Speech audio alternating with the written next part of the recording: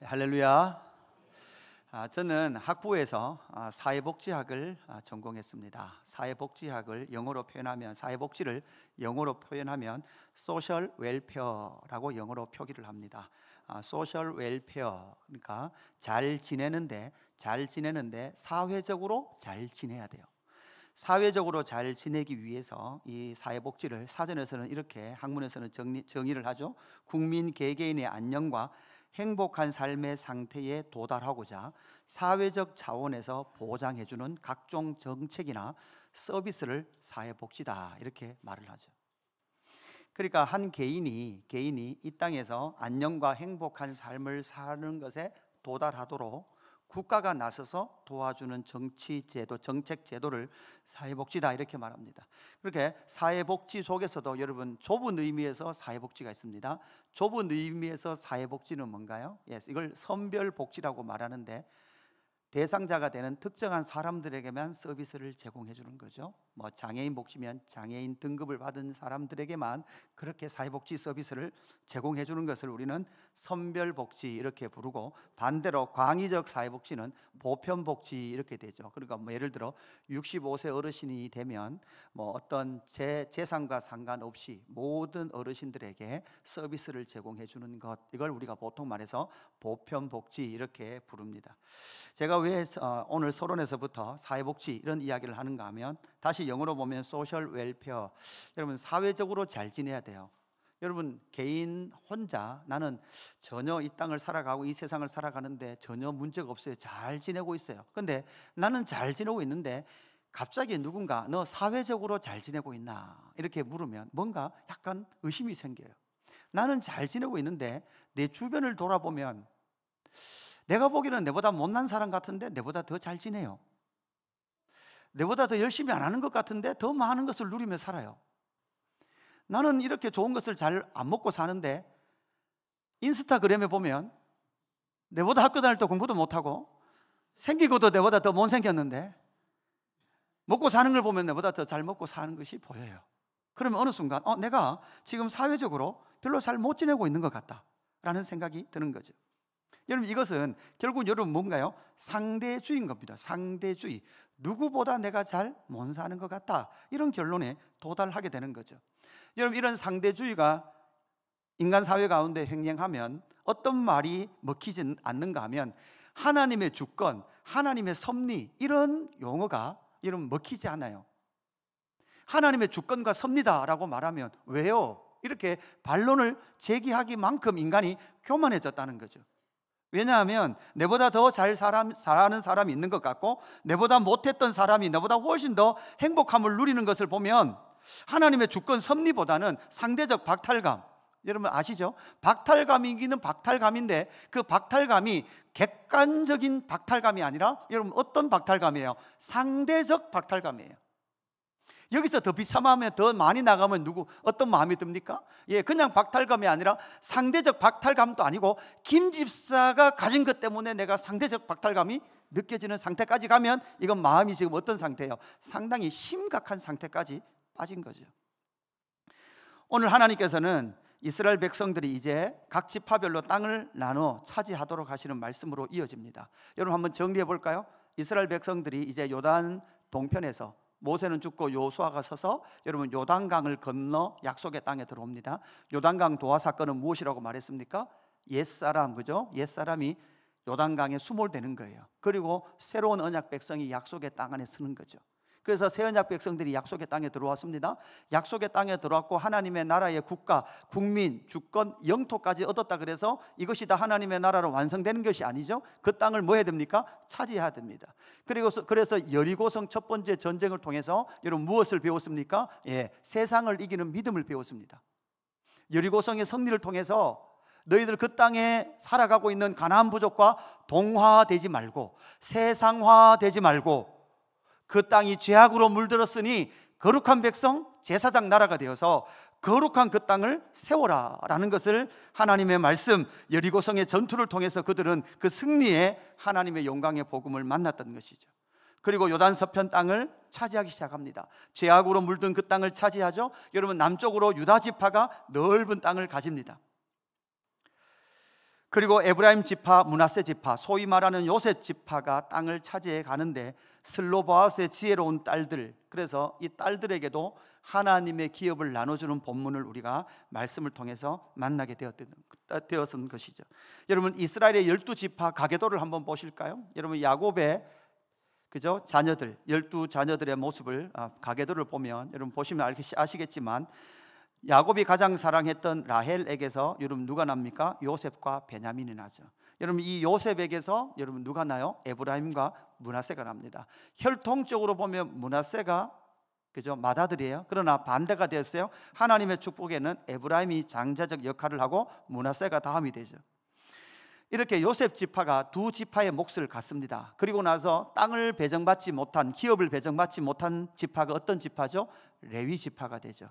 레위 지파 대신 요셉 지파가 두 지파를 지분을 받음으로 말미암아 총 지파가, 땅을 받는 지파가 몇 지파가 되는 거예요? 12지파가 되는 겁니다. 이 12지파가 앞으로 땅을 이렇게 차지하게 될 겁니다. 지도를 보시면 이렇게 되죠. 여러분, 우리가 남쪽에 유다 지파의 땅을 차지하는 장면을 우리가 묵상했죠. 여러분, 유다 지파 안에 어떤 지파가 있어요? 남쪽에 보면 시므온 지파가 있습니다. 이렇게 외우라 그랬어요. 유다의 후손으로 오신 예수 그리스도, 예수 그리스도 안에 있는 시몬, 누구? 베드로. 여러분, 수제자 베드로 아시죠? 베드로가 시몬 베드로거든요. 그래서 유다 지파 안에 시몬 베드로, 그리고 우리가 오늘 볼 요셉 지파 중에서 에브라임 지파, 여러분 에브라임 지파, 그 다음에 므낫세 지파 보십시오. 여러분, 장자였던 므낫세, 그러나 영적인 장자였던 에브라임보다 여러분 누가 땅이 넓어요? 므낫세가 땅이 넓어요. 그리고 에브라임은 사실은 상당히 작은 땅을 차지하게 됩니다. 여러분, 외울 때 어떻게 외우라 그랬죠? 여러분, 저 에브라임이 장기 중에 가장 중요한 간으로 외웠어요. 간처럼 생겼죠. 그 중간에 간이 있어요. 간 옆에 막내 쓸개 베냐민이 있어요. 그죠? 막내 쓸개예요. 그죠? 간 옆에 뭐가 있어요? 단이 있어요. 그죠? 발음 비슷하죠. 간 옆에 단, 이렇게 외우라 그랬어요. 그래서 오늘 이 에브라임과 므낫세 지파가 땅을 차지하는 이야기 말씀이 나오는데, 하나님의 기업, 하나님의 나라를 개척하라, 이렇게 여호수아가 그들에게 요청합니다. 하나님의 나라, 하나님의 기업을 개척하라라는 요구를 하고 계시는 이 말씀을 통해서 이제 이 지파들이 땅을 차지하면서 하나님의 기업, 하나님의 땅, 하나님의 나라를 개척하라라고 할 때, 그 하나님의 나라를 개척해 갈 때 그 하나님의 나라 백성들이 가지고 있어야 될 선명한 인식이 있습니다. 여러분, 하나님의 나라를 개척해 감에 있어서 가져야 될 선명한 인식, 여러분 이것을 우리가 살펴봐야 되죠. 여러분, 이것을 우리가 영적으로 적용해 보십시다. 여러분, 하나님의 나라를 개척해야 되죠. 하나님의 나라는 어디입니까? 하나님이 통치하시는 영역이에요. 여러분, 이것을 여러분 내적으로 보면, 여러분 개인으로 보면 여러분의 삶 가운데 하나님의 통치가 이루어지지 않는 영역들이 있어요. 여러분 중에서 나는 돈의 영역에서만큼은 하나님이 통치하시는지 잘 모르겠어, 이렇게 말하는 사람이 있을 거고, 어떤 사람은 내면의 어떤 감정적인 영역이나 사고의 영역에서 이 영역은 이건 하나님이 또 어쩔 수 없어 라고 생각하는 영역도 있을 거예요. 어떤 부분은 건강이 약해서 이 영역만큼은 하나님이 통치하시지 않는 것 같아 라고 생각하시는 분도 있을 거예요. 이것이 가정의 영역이 될 수도 있습니다. 여러분, 교회적 영역이 될 수도 있습니다. 여러분, 나라의 영역으로 넓혀집니다. 여러분, 어디까지 넓어지죠? 열방과 민족까지 넓어져야 합니다. 이렇게 하나님의 나라를 개척해 가야 될 이스라엘 지파들에게 여호수아의 입을 통하여서 그의 기업을 개척하라라고 말할 때 그들이 먼저 머릿속에 분명히 인식하고 있어야 될 것, 하나님의 나라를 개척해 감에 있어서 그들이 인식하고 있어야 될 것이 무엇인가, 여러분 분명히 기억하십시오. 첫 번째는 이겁니다.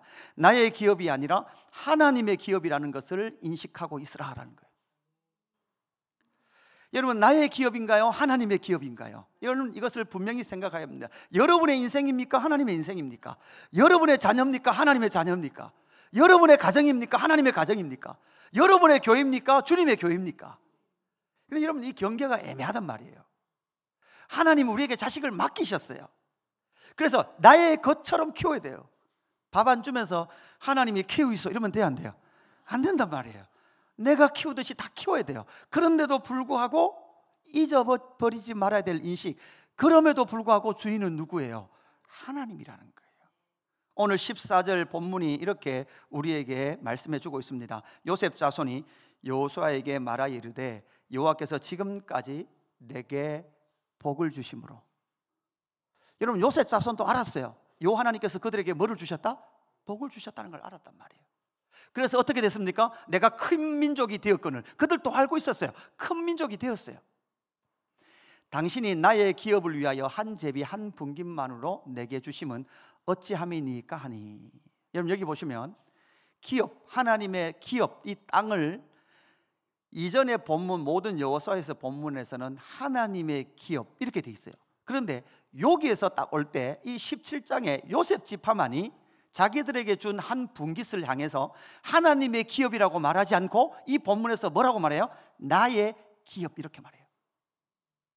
내 것이라고 생각하고 있는 이스라엘 백성들의 모습, 여러분 요셉 지파의 모습이 보이죠?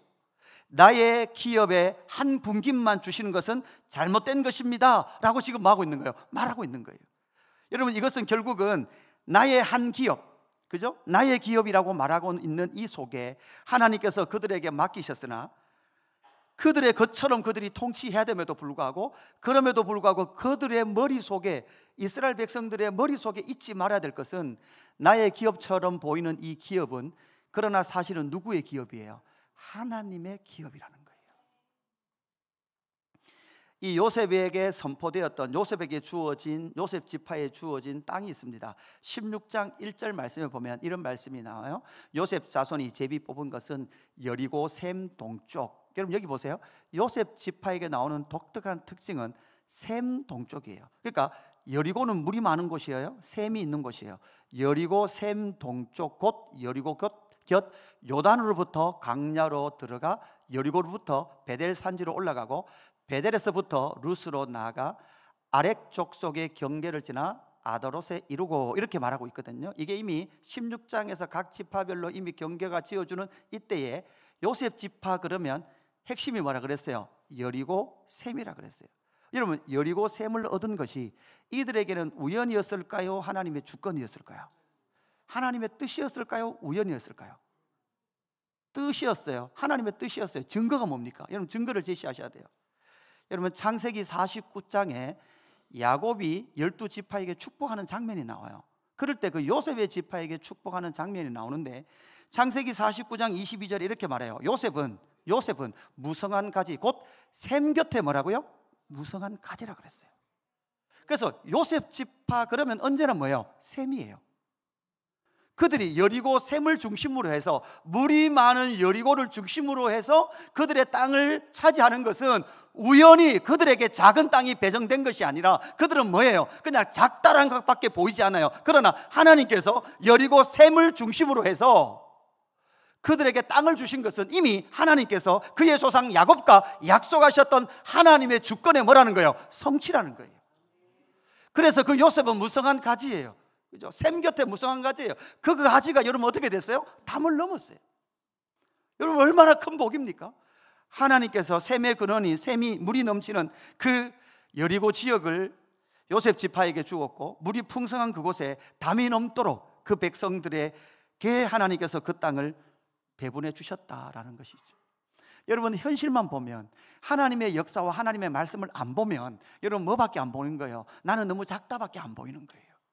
그러나 하나님의 말씀을 이해한다면, 하나님의 약속을 기억한다면 땅의 크기와 비교될 수 없는 하나님의 놀라운 약속의 성취인 여리고 셈을 중심해서 하나님이 정말 우리 지파를 이곳에 하나님께서 심으셨구나, 그래서 우리는 무성한 가지가 될 것이고 이 가지는 분명히 담을 넘어 풍성한 열매를 맺게 될 하나님의 약속의 성취였구나 라는 것이 보일 때, 그때서야 우리는 뭐를 말할 수 있습니까? 하나님의 뜻이었다, 하나님의 주권이었다. 할렐루야, 아멘. 우리는 우리의 삶과 우리의 삶의 영역의 모든 것의 주인은 하나님이신 것을 고백해야 합니다. 그리고 그 영역 속에서 하나님의 통치가 이루어지지 않는 영역을 우리는 기어이 포기하지 말아야 합니다. 그 속에서 우리는 철저히 고백해야 될 것이 있습니다. 무엇입니까? 하나님이 우리의 주인이십니다. 그리고 하나님은 반드시 하나님의 뜻과 약속을 우리의 삶 가운데 성취해 가고 계시고 실현해 가고 계신 줄로 믿습니다. 그것이 때로는 너무 작아 보이기도 하고 내 삶의 현실에서 남과 비교되는 상황 가운데 있을지라도 그럼에도 불구하고 하나님은 하나님의 뜻을 성취해 가시는 줄로 믿습니다. 그래서 우리는 이렇게 고백해야 합니다. 우리의 삶은, 나의 삶은 하나님의 주권과 뜻 안에 있는 줄로 믿습니다. 예수 그림교회를 개척해서 담임해 오고 있는 저희의 고백도 마찬가지죠. 언제나 고백해야 될 고백이 있습니다. 여러분, 교회의 주인은 누구십니까? 하나님이십니다. 교회의 머리는 누구십니까? 예수 그리스도이십니다. 여러분의 삶도 주인이 누구십니까? 하나님이십니다. 여러분의 자녀들의 주인은 누구십니까? 하나님이십니다. 우리의 가정의 주인은 누구십니까? 하나님이십니다. 우리에게 맡기셨습니다. 청지기로서 그것을 잘 관리하는 것이 저와 여러분의 사명인 줄로 믿습니다.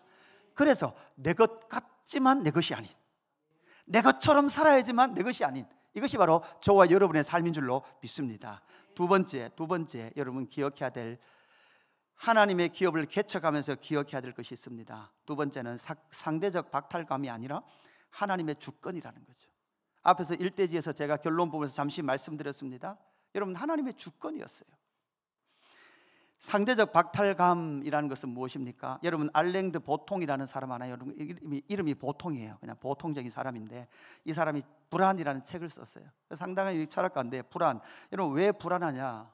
불안한 이유가 많대요. 근데 여러분, 해석해 보면 그 책을 열어보고 읽어보고 막 어렵게 썼지만 결론은 여러분, 인간은 불안한데 왜 불안한가 하면 돈이 없어서 불안하대요.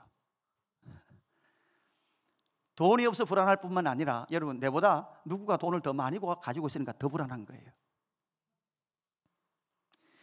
결국은 이 상대적 박탈감 때문에 여러분 말하는 거, 인간은 불안했고, 불안하니까 여러분 뭐예요? 여러분, 부모 탓, 남 탓, 나라 탓, 조상 탓 하며 살아가는 것이 인간의 특징이더라고요.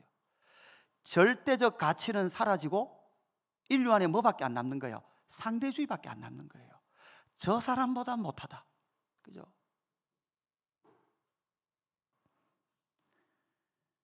요즘 뭐 연예인이 누가 잘생기지 저는 전혀 몰라요. 비교할 사람이 없어요. 저는 비교하고 싶지도 않아요. 그죠? 왜 비교를 해요? 저는 잘생겼어요. 할렐루야. 그죠? 변하지 않는 사실이에요. 자꾸 무슨 연예인과 비교하지 마시고. 14절에 보면 이렇게 말하죠. 14절, 요셉 자손이 여호수아에게 말하여 이르되 여호와께서 지금까지 내게 복을 주심으로 내가 큰 민족이 되었거늘. 여러분, 이거 인정하고 있죠? 그들도 사실로 받아들이고 있어요. 그런데 문제는 뭐예요? 당신이 나의 기업을 위하여 한 제비 한 분깃으로만 내게 주심은 어찌함이니까. 여러분, 요거 요셉이 이렇게 자손이 이야기할 때 사실 요셉 지파가 두 지파잖아요. 요셉 지파 안에 두 지파가 있잖아요. 에브라임, 므낫세가 있어요. 사실 이렇게 말할 때 요 속마음은 므낫세 지파의 마음일까요? 에브라임 지파의 마음일까요? 아까 지도로 봤을 때는 에브라임 마음이에요.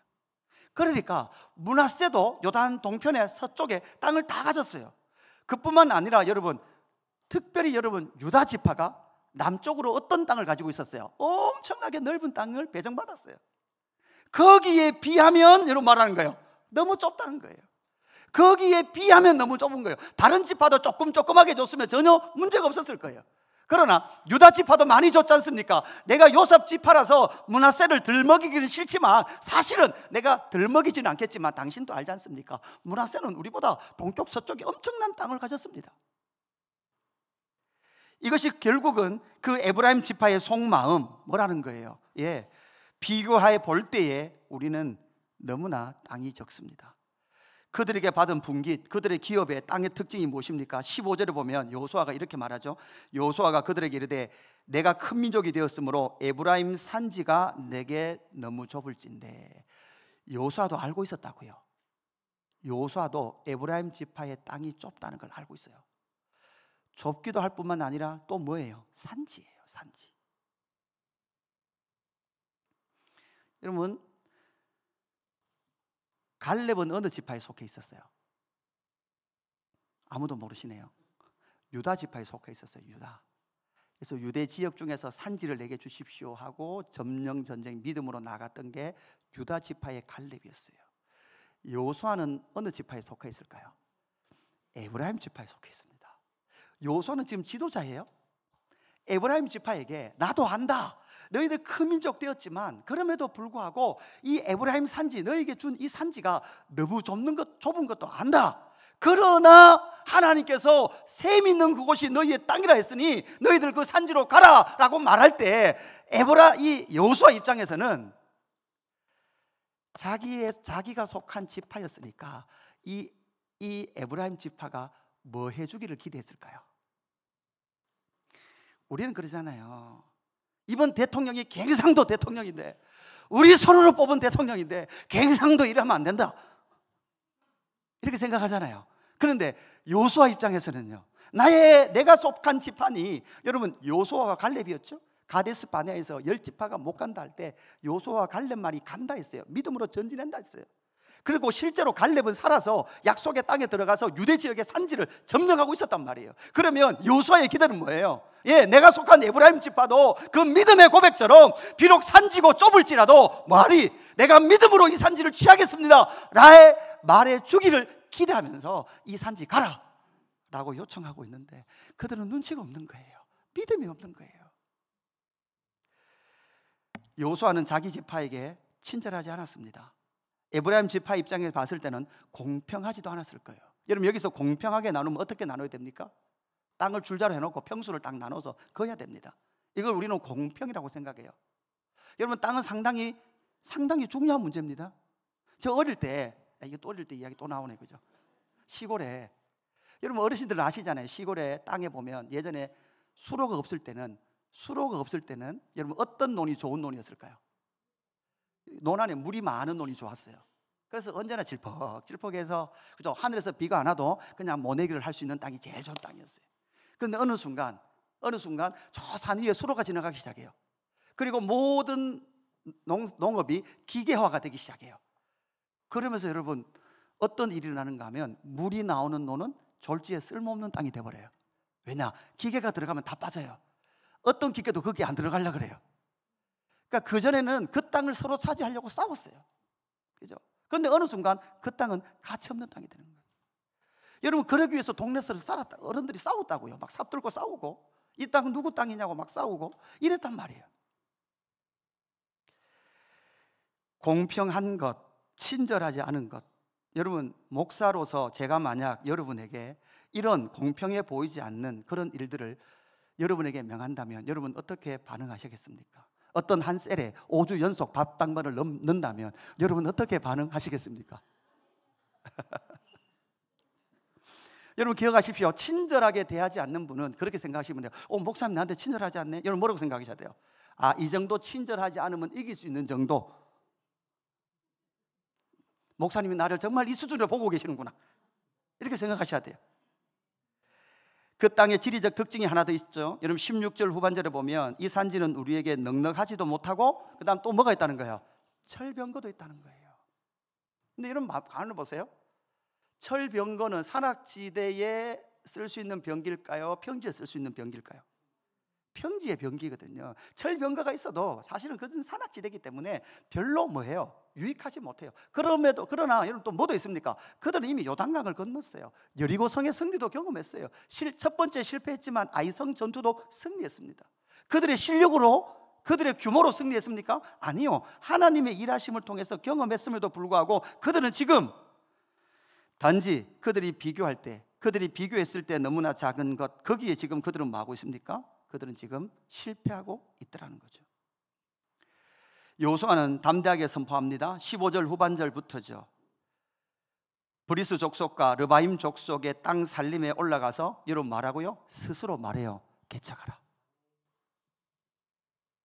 그 산지도 내 것이 되리니 비록 살림이라도 내가 개척하라. 그 끝까지 내 것이 되리라. 가나안 족속이 비록 철병거를 가졌고 강할지라도 내가 능히 그를 쫓아내리라 하였더라. 아멘.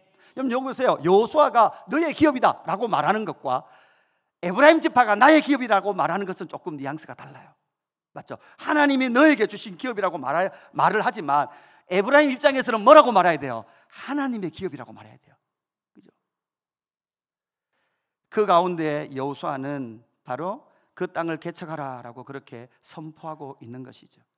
요단강 도하와 여리고성 함락, 아이성 전투, 여리고 서편 동편 땅을 차지했던 그 모든 승리의 이야기들을 그들은 알고 있습니다. 경험했습니다. 그래서 그 땅 상당히 작은 땅이고 산악지대고 그곳에 철병거가 있지만 그럼에도 불구하고 이 땅을 하나님께서 우리에게 주신 것은, 따라합시다, 하나님의 주권이다, 하나님의 섭니다. 여러분 명절에 집에 가실 거잖아요. 집에 가면 여러분 어떤 마음이 들어요? 하나님, 이 아름다운 가정에 이 집안에 나를 보내주셔서 너무 감사합니다, 이 마음이 듭니까?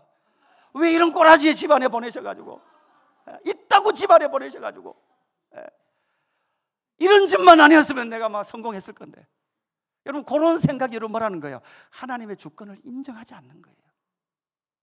저 집 남편은 돈을 덜 잘 벌어오는데 니는 많은 인가이고, 그죠? 저 집 아들은 공부도 잘한다는데, 여러분 저 집 애들은 다 공부 잘해요. 저 집 애들은 다 엄마 말 잘 들어요. 우리 집에만 문제인 거죠.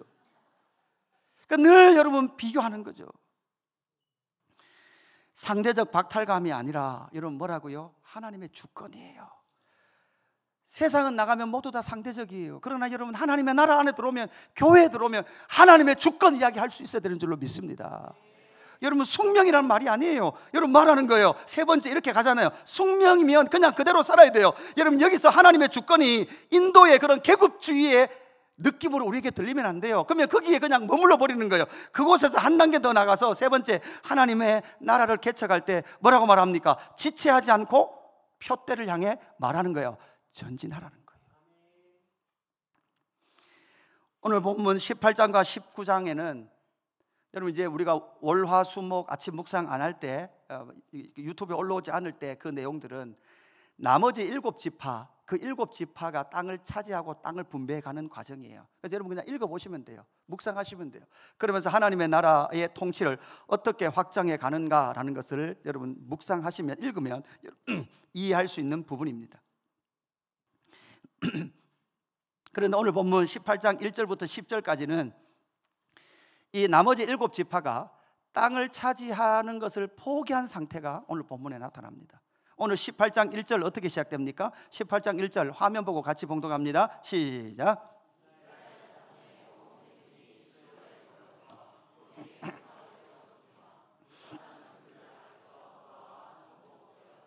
자, 18장 1절에서는 이스라엘 자손의 온 회중이 실로에 모여서 거기에 뭐를 세웠어요?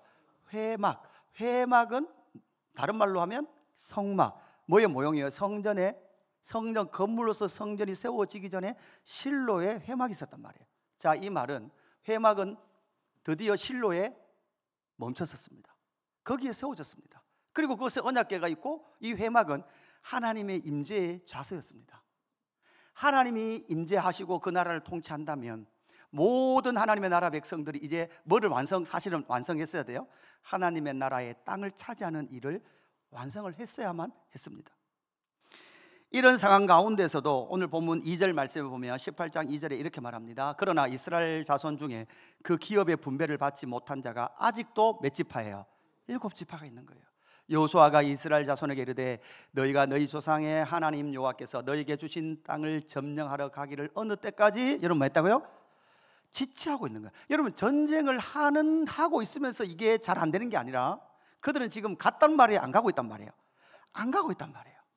7지파는 회막이 세워지고 하나님의 영광의 통치의 자소인 그 회막에서 하나님의 통치가 실제로 약속의 땅 안에 국민, 주권, 마지막에 영토까지 이제 확보되면서 하나님께서 그 땅, 죄로 물든 그 땅을 하나님의 백성들이 심판하고 그 땅에 하나님의 백성들이 있어서 거룩한 예배를 드리고 제사장 나라, 거룩한 백성이 되어서 살아가야 될 그 하나님의 통치를 이루어내기를 그들은 뭐 했단 말이에요? 멈춰 서버렸단 말이에요.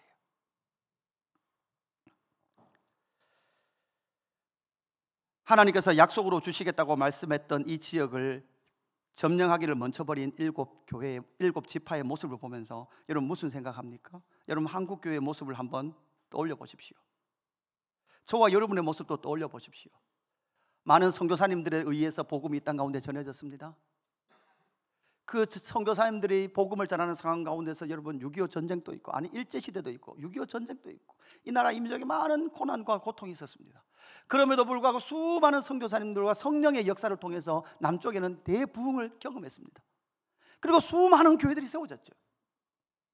이렇게 많은 교회가 세워졌던 어느 순간부터 한국 교회는 하나님의 역사와 성령의 충만과 하나님께서 이루실 하나님의 통치의 영광들을 추구하며 나가기를 포기한 것 같아요. 이 정도면 됐다. 교회가 이렇게 많은데 정말 여러분 그런가요? 오늘 아침 1부 때는 그 목사님 한 분, 저하고 같이 공부하시는 목사님인데 저희 예배에 참석하셨어요. 그분은 ISF라는 단체를 이끌고 계신데요. 이런 법무부에서, 대한민국 법무부에서 대한민국으로 들어오는 모든 유학생들을 ISF에다가 여러분 맡겨서 관리하도록 해요.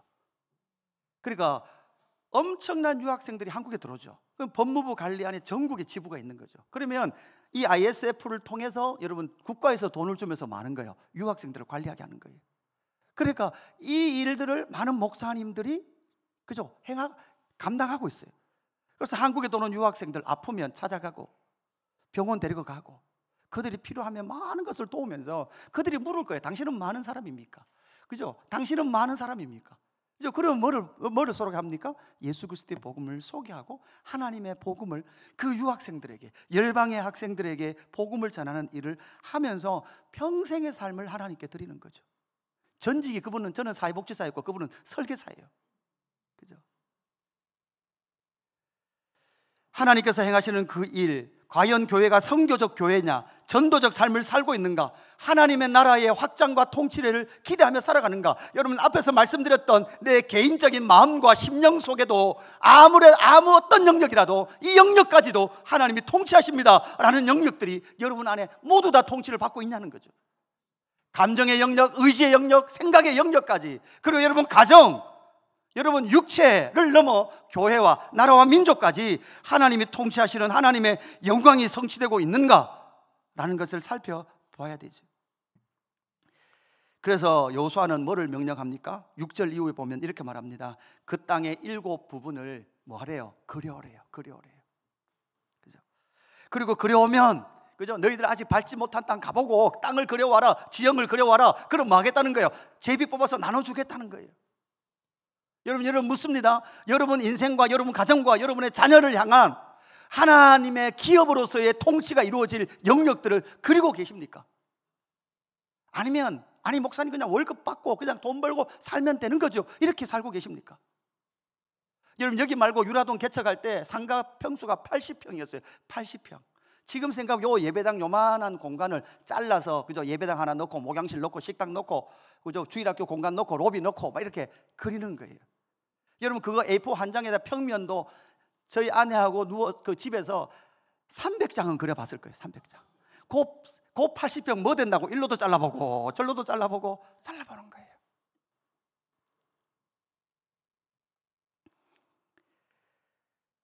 하나님의 나라를 그려보고 있냐는 거죠. 하나님의 통치를 그려보고 있는가? 나의 인생을 통하여 하나님께서 이루어 가실 하나님의 뜻과 하나님의 섭리와 하나님의 계획에 대한 관심이 있는가라는 것을 우리는 이 질문에서 던져봐야 되는 거죠. 여러분 교회는 어떤 것입니까? 여러분 목회자를 통해서 하나님의 나라를 그려갑니다. 그리고 여러분과 공유하고 함께 이 교회로 지어져 가도록 최선을 다합니다. 여러분 다시 우리는 물어야 합니다. 예수 그 이름 교회가 선교적 교회인가? 그리고 예수 그 이름 교회가 하나님의 부르심을 따라 하나님의 나라로 지어져 가고 있는가? 이것은 교회적 질문을 던지기 전에 여러분 개인과 가정에 먼저 던져봐야 합니다. 여러분 개인이 하나님의 통치의 영역을 모두 다 전 영역에 인정하도록 여러분 기도하셔야 되고 힘써가야 합니다. 그리고 여러분의 자녀에게도 하나님의 통치가 이루어지도록 기도하셔야 합니다. 그리고 여러분의 자녀가 하나님의 뜻대로 살아갈 것을 여러분 그림을 그리셔야 합니다. 어제도 청년부 수련회 하면서 저녁에 그랬어요. 우리 청년들 속에 선교사가 많이 나오기를 주님의 이름으로 축복합니다. 부모님들 아멘이십니까? 아이고 여기 2분밖에 없네. 여러분 청년들 속에서 목사가 많이 나오기를 주님의 이름으로 축복합니다. 왜요? 앞으로는 더 없을 거거든요. 저는 분명히 압니다. 앞으로 30대 초반 선교사 찾기 어려울걸요? 이제는 없는 시대입니다. 왜냐? 다 상대주의, 남과 비교해서 사는 시대입니다. 이 시대에 절대 진리인 예수 그리스도의 복음을 붙들고 하나님의 나라를 그리며 전진해가는 저와 여러분 되기를 주님의 이름으로 축복합니다. 오늘 이 말씀 같이 봉독하고 설교를 마칩니다. 빌립보서 3장 13절 14절입니다. 같이 봉독합니다. 시작.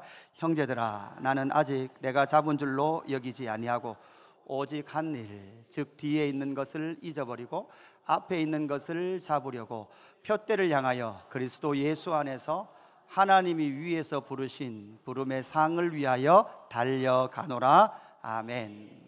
여러분, 바울의 이야기죠. 바울이 지금 이 푯대를 향해 달려간다고 말할 때 바울의 육신은 지금 어떤 상태입니까? 그는 지금 로마 가택연금 상태에 있는 상태입니다.